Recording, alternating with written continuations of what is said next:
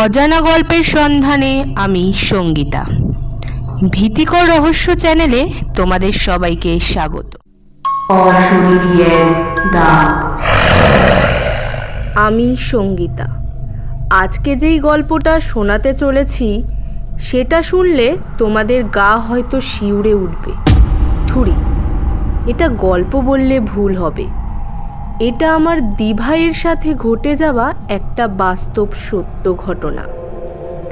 দিভাই বলতে আমি আমার কাকার মেয়ের কথা এখানে বলছি। বিবাহ সূত্রে দিভাই এখন থাকে রায়গঞ্জে। দিভাইয়ের শ্বশুর বাড়ি রায়গঞ্জের একটু ভিতর দিকে, যেখানে সেই রকম লোকালয় নেই বললেই চলে। বাড়িটির চারপাশে রয়েছে বিভিন্ন রকম গাছের সারি।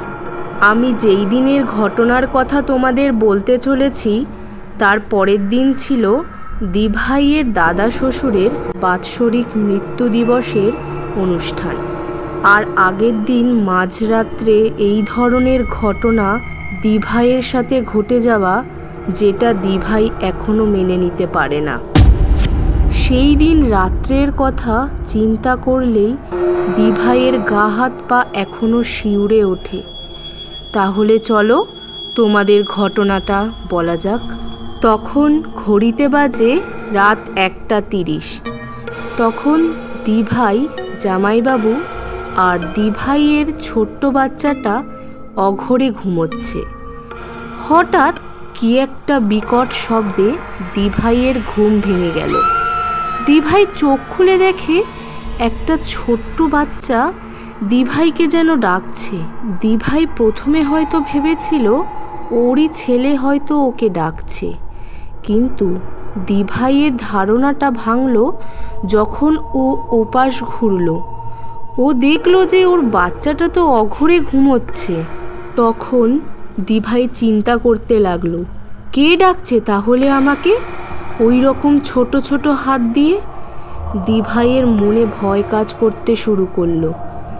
দিভাই ভয়ে ভয়ে ধীরে ধীরে ওই পাশ যেই ঘুরল, দিভাই অনুভব করতে পারল যে কেউ যেন ওর গলা টিপে ধরেছে। কিন্তু ও কাউকে দেখতে পাচ্ছে না, শুধু অনুভব করতে পারছে যে ওর গলা কেউ টিপে ধরে ওকে মারার চেষ্টা করছে। দিভাই যে চিৎকার করে সবাইকে ডাকবে, কিন্তু ওর গলা দিয়ে কোনো স্বর আর বেরোচ্ছে না। ওর গলার স্বর যেন কেউ বন্ধ করে দিয়েছে।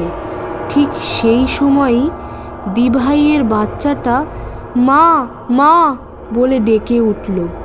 তারপরেই সব আবার আগের মতো হয়ে গেল।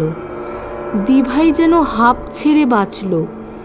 দিভাই মনে মনে ঠাকুরকে ডাকতে লাগলো আর বলতে লাগলো, যদি আমার বাচ্চাটা আমায় আজ না ডাকতো তাহলে যে কি হতো আজ আমার সাথে, যা আমার কল্পনার বাইরে।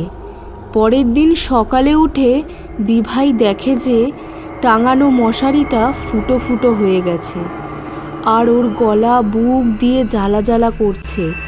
তখনই সঙ্গে সঙ্গে আয়নার সামনে গিয়ে দেখলো ওর সারা গলা চেরা চেরা আঁচড়ের দাগে ভরে গেছে, যা দিভাইয়ের মনে ভয়ের দাগ কেটে গেছে।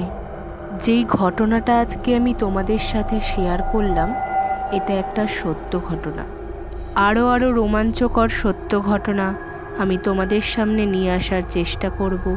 তোমাদের যদি আমার এই গল্পটা ভালো লেগে থাকে তবে এই ভিডিওটিকে একটা লাইক করো আর আমার চ্যানেলটিকে সাবস্ক্রাইব করে দিও।